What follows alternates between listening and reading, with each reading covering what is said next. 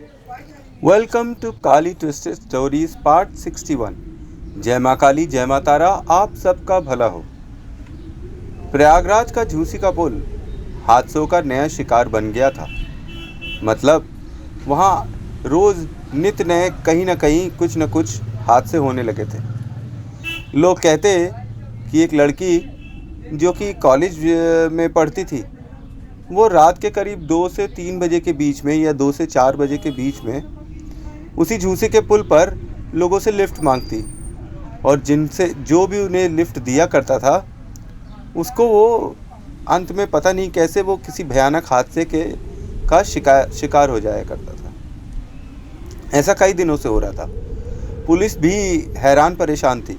गहरी तफ्तीश करी जा रही थी और पहरा भी लगा दिया गया था, पर पुल पर किसी आदमी या कातिल का कोई नामो निशान ही न था। वो लड़की अपने आप ही प्रकट हो जाती और अपने आप ही गायब हो जाती। उसका जब मन चाहता वो आ जाती और जब मन चाहता वो चली जाती। सड़क पर चलते हुए गाड़ी, ट्रक, वाहन एट्सेट्रा एट्सेट्रा से वो लड़की लिफ्ट मांगती। लोगों ने बताया कि 1-2 लोगों ने उसकी एक झलक देखी थी कि उसने किसी से लिफ्ट लिया और उसके बगल से कोई निकल रहा था। लोगों ने बोला वो बहुत ही सुंदर और आकर्षक व्यक्तित्व की लड़की है और अभी ज़्यादा बड़ी नहीं होगी, ज़्यादा से ज़्यादा ग्रेजुएशन कर रही होगी, इससे ज़्यादा नहीं। पर मुश्किल की बात यह थी कि उस ब्रिज पर जो भी जा रहा था वो किसी न किसी हादसे का शिकार हो जा रहा था। कभी ट्रक पलट जाती, कभी गाड़ी पलट जाती, कभी बाइक वाला जो है किसी और गाड़ी के अंदर जाके टकरा जाता, कुछ न कुछ हो ज़रूर जाता। और ये सारा कांड इलाहाबाद के उस झूसी वाले ब्रिज और आरकानिया स्कूल की रोड वाली तक जो रास्ता जाता था प्रयागराज में, उसी पर ही हुआ करता था। लोग बहुत ही परेशान और डर गए थे। अब लोग रात में 2 बजे के बाद उस रास्ते पर जाना ही छोड़ दिया था। लोग बोलते कि अगर हम जाएंगे तो कहीं हमको वो लड़की लिफ्ट मांगकर रोक न ले, और अगर हम लिफ्ट न दे तो वो नाराज़ हो जाए और फिर वो हमें मार दे। जैसे में वैसी बातें, तरह तरह की लोग बातें करने लगे। खौफ के साए में पूरा शहर घूम रहा था। बात सर्दियों की ही थी। रात में सोनू भाई लखनऊ से वापस आ रहे थे और उन्होंने एक टर्न लेकर बनारस से होते हुए फिर उन्हें प्रयागराज आना था। तो बनारस रूट से वो वापस आ रहे थे। तो रात का समय था। जैसे कि हमेशा होता है कि जब भी सोनू भाई अपनी गाड़ी में अकेले होते हैं तो वो माता काली का मंत्र ओम क्रीम कालिकाय नमः, ओम क्रीम कालिकाय नमः जपते भी रहते हैं, और उनके ऑडियो पे मतलब स्पीकर्स पे भी ये मंत्र बजता ही रहता है। सोनू भाई बिना माता काली के मंत्र के रह ही नहीं सकते थे। वो माता काली के परम भक्त थे। काफ़ी सालों से वो माता की आराधना करते थे, सिद्धि करते थे और लोगों की सहायता भी करते थे। तरह तरह के संकल्प माता काली ने उनसे उठवा लिए थे, जिससे अब वो सिद्धि यात्रा में धीरे धीरे आगे बढ़ रहे थे। मतलब वो अपनी आध्यात्म की जर्नी कंप्लीट कर रहे थे।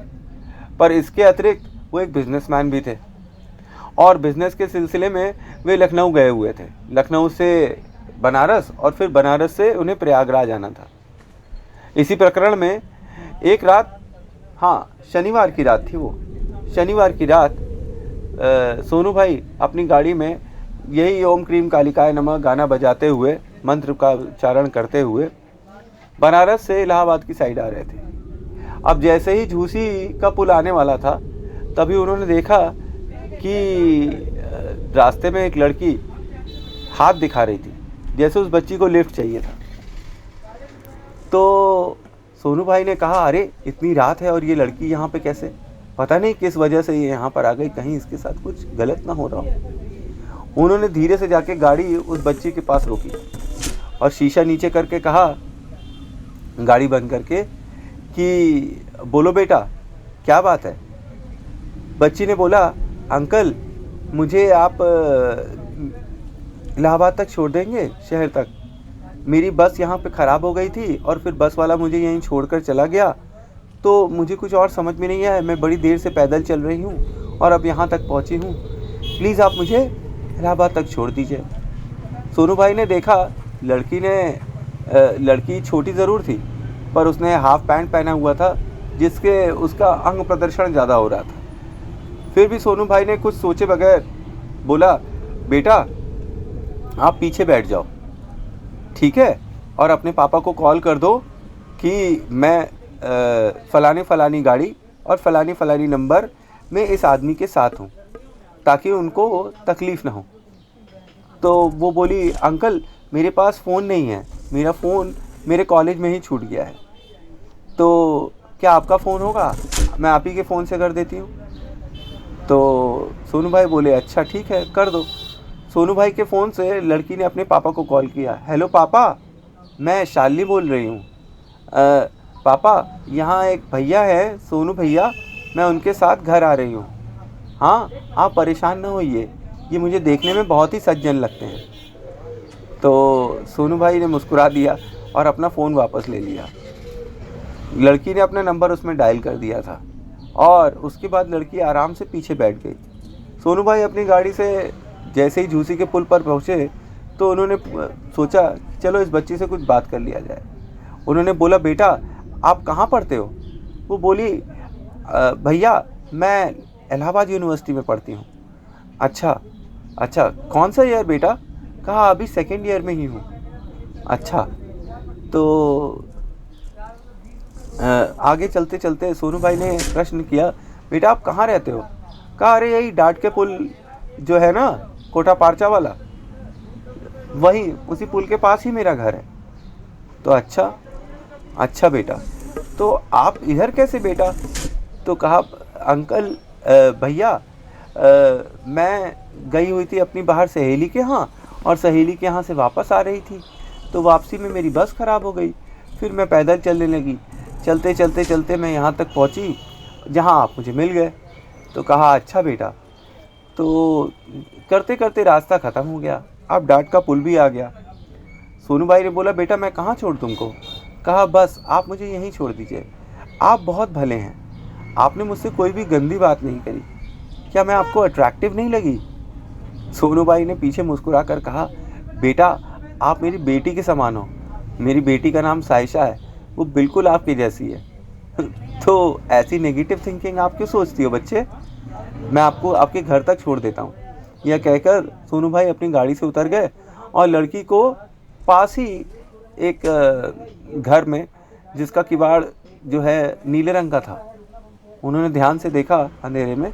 वो लड़की बोली, बस भैया आप जाओ, थैंक यू, और माँ से कहना उनका बेटा बहुत ही अच्छा है और उसकी नीयत उससे भी अच्छी है। सोनू भाई कुछ समझ पाते लड़की मुस्कुराकर अंधेरे में गायब हो गई। सोनू भाई भी अपनी गाड़ी में आए और अपने घर वापस आ गए। दूसरे दिन उन्होंने देखा कि गाड़ी में उस लड़की का बैग छूट गया है। बैग पे शालिनी नाम लिखा हुआ था। सोनू भाई ने बैग लिया और क्योंकि उनका घर भी पास ही में था, वो उसी घर के पास पहुँचे जहाँ उन्होंने शालिनी को रात में छोड़ा हुआ था। जब उन्होंने दरवाज़ा खटखटाया तो अंदर से एक बूढ़ा व्यक्ति निकला। राधे श्याम नाम था उसका। राधे श्याम ने बोला, हाँ भाई क्या हेल्प कर सकता हूँ आपकी? तो सोनू भाई बोले, अरे भाई साहब, कल रात में यहाँ पे शालिनी नाम की लड़की रहती है ना, तो उसका बैग मेरी कार में छूट गया था। बूढ़े ने बड़े ही कातर आंखों से सोनू भाई को देखा और बोला, क्या आप फालतू की बकवास करते हो यार? मजाक करने के लिए कोई और नहीं मिला? शालिनी मेरी बेटी थी, अभी पिछले साल ही उसकी डेथ हुई थी, यहीं झूसी के पुल पर। उसको एक गाड़ी ने रौंद दिया था। तुमको शर्म नहीं आती है ऐसी बातें करते हुए? सोनू भाई कुछ कह पाते इससे पहले ही उनके हाथ से शालिनी का बैग नीचे गिर गया और राधे श्याम की आंखें उस बैग को देख के फटी की फटी रह गई। वो शालिनी का ही बैग था। तो कैसी लगी कहानी? आई होप अच्छी लगी कहानी। जय माँ काली, जय माँ तारा, आप सबका भला हो।